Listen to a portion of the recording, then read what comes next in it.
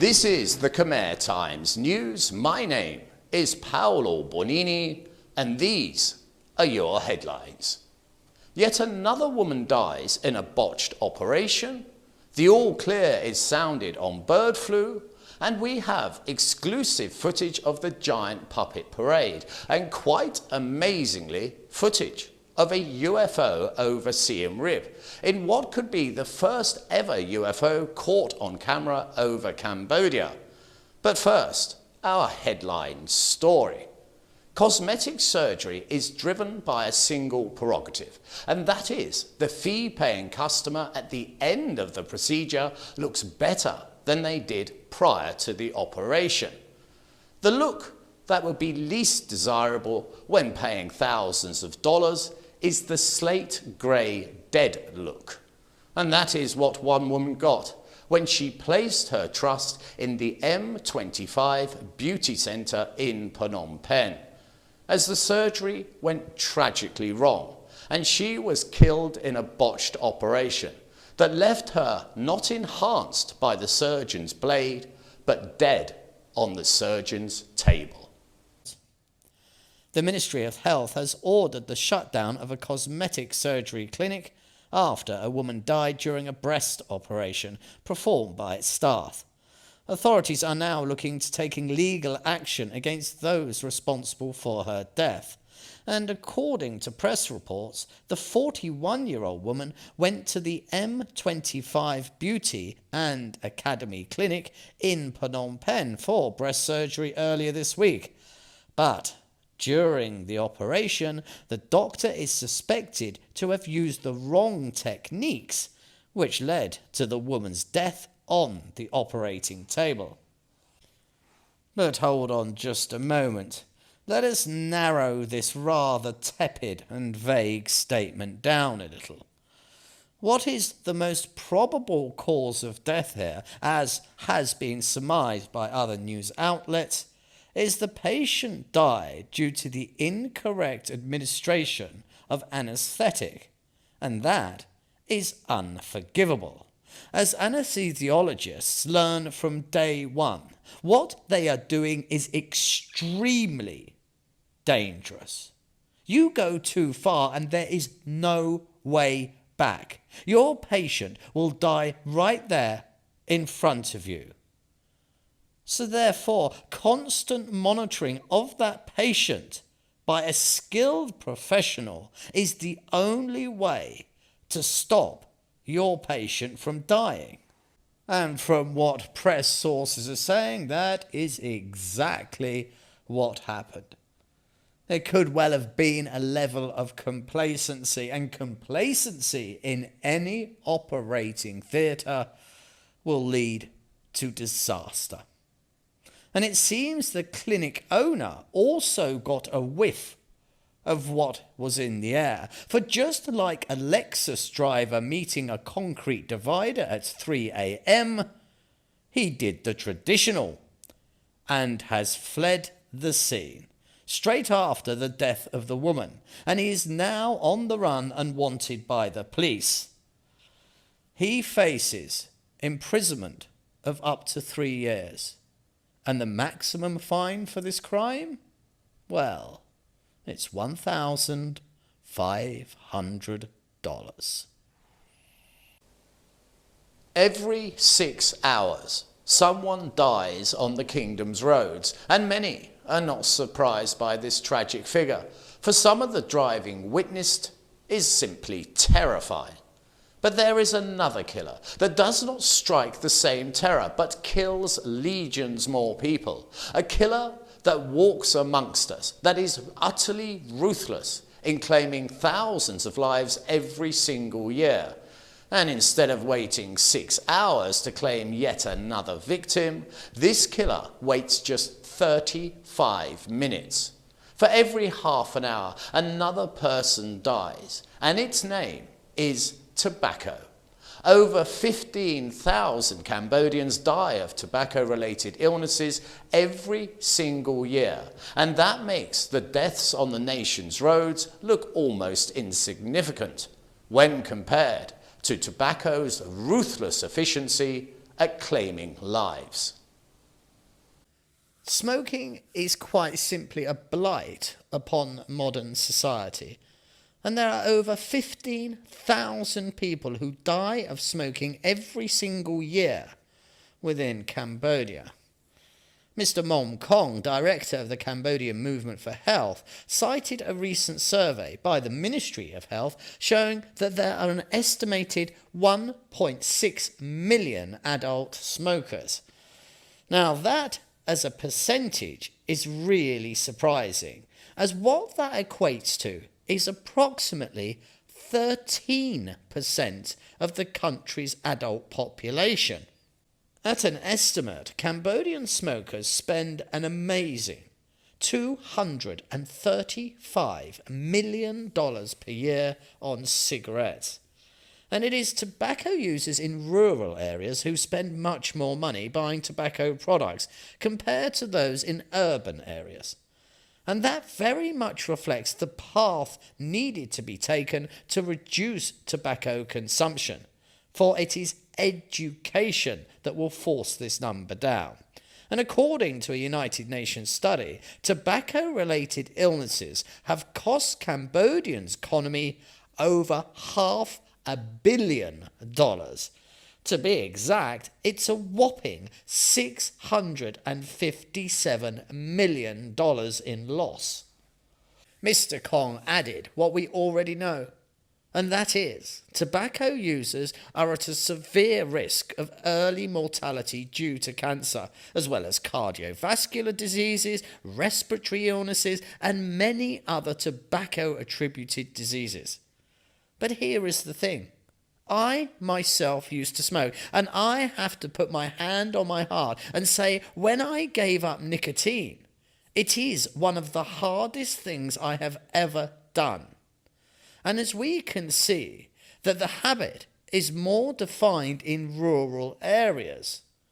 So the only real way forward is education. We must stop the kids from taking up the habit, for if they do, they could easily be one of those that dies every 35 minutes. This is a game changer for all expats, especially in Siem Reap, as well as the tourist market and all those connected to it, as we are now not far away from the launch of a new international airport in Siem Reap. This airport is a huge boost, as it facilitates larger planes that can now fly direct from major cities. And in doing so, it eliminates the need to linger for hours in the modern-day hell of a transit lounge. With kilometres of runway and a capacity of 20 million passengers, it will open up Cambodia to the world. The reason for this new mega airport is that the existing Siem Reap airport will simply not be able to cope in the future, as it is already running at its capacity, and that is 10 million passengers per year. So it's imperative to handle future traffic more effectively. And there's a second reason for this project, and it is due to the old airport creating excessive air pollution. And those harmful pollutants are causing harm to the Angkor Wat Temple complex. And it's no overestimation to say this airport is a huge step up. The airport is being built at an incredible cost, $880 million. And it covers a sprawling 750 hectares. The airport will have a passenger terminal that is equipped with 15 aero bridges, a cargo terminal, an air traffic control tower, and 3.5 kilometres of runways. The terminal in its initial stages will be able to handle 5 to 7 million passengers. And due to its size, the big birds, like the Boeing 737 and the Airbus A320, will be able to land. And the airport's capacity is set to increase over the next 2 stages, to 10 million passengers and then to 20 million.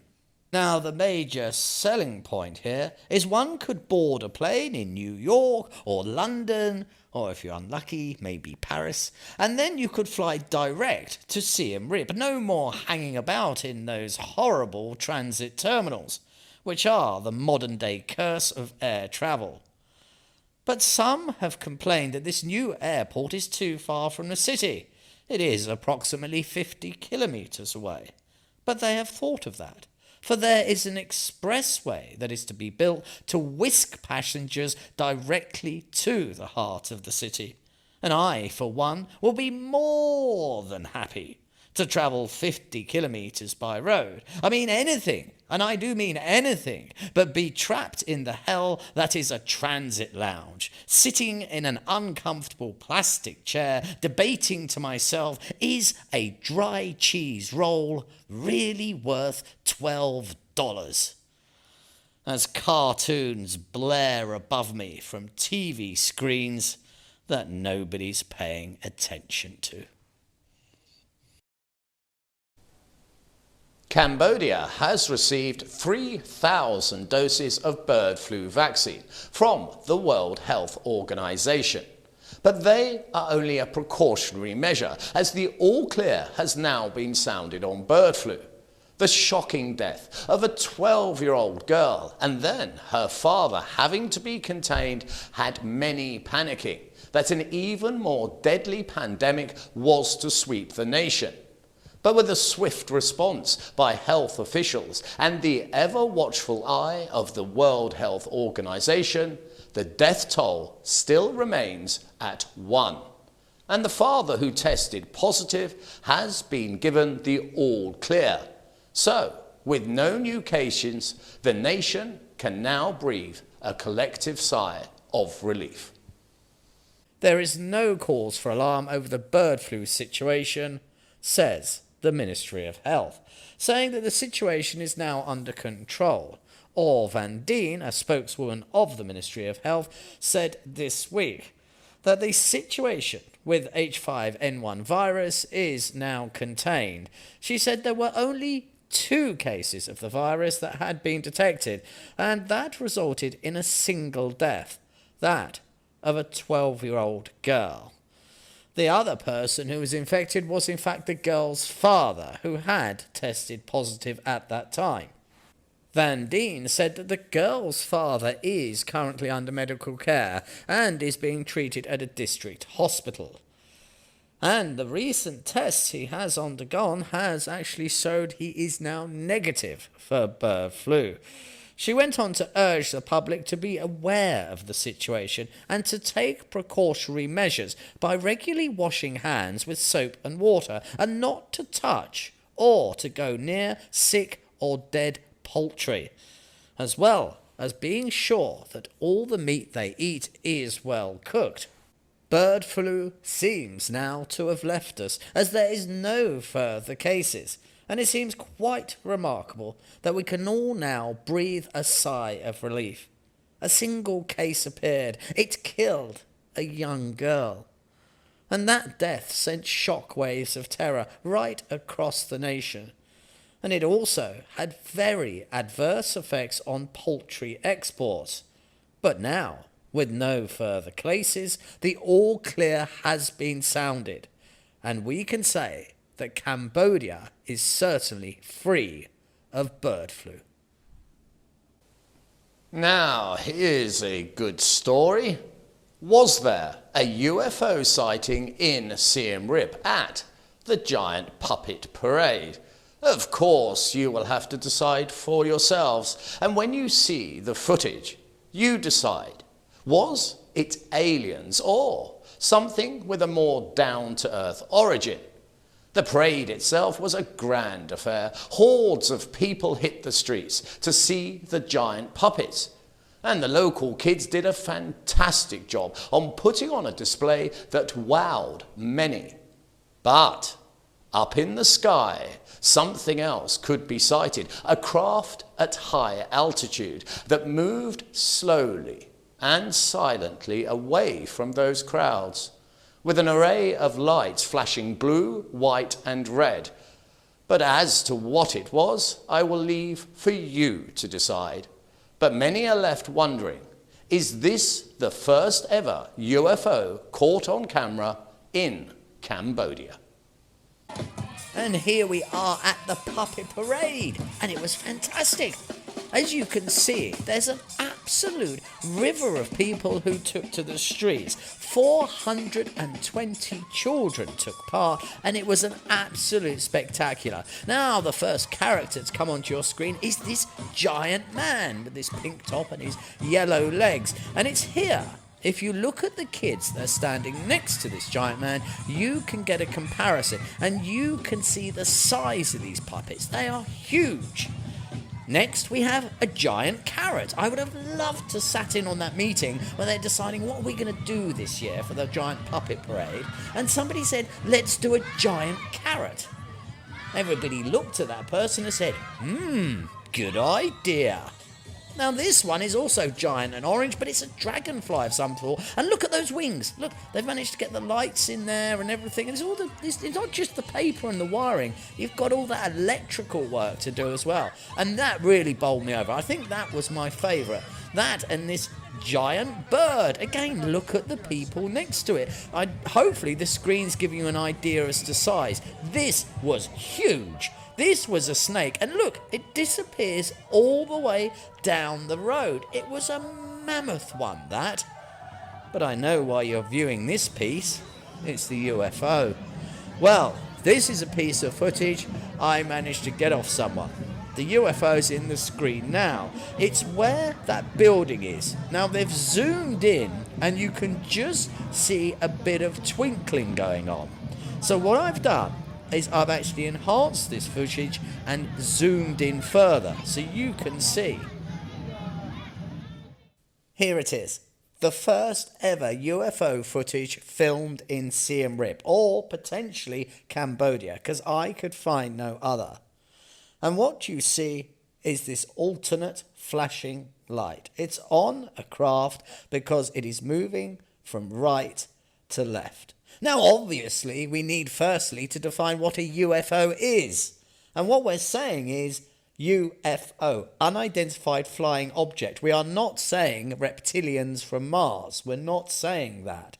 We're saying we don't know what this is. Now, people will obviously jump in and say, well, it's a drone, obviously. They could well be right, but there's a few factors playing against that. Firstly, this craft was way away from the procession itself, not above it by any means. It's far off in the distance. Secondly, it's moving from right to left and goes behind the building, which blinds it from the procession. And thirdly, is it was way too high in the sky. It was right up there. So all we can say is we just don't know. Well, we know one thing, I suppose, and that is it's a mystery. And mysteries are delicious things. And now it's time to look at our sports news.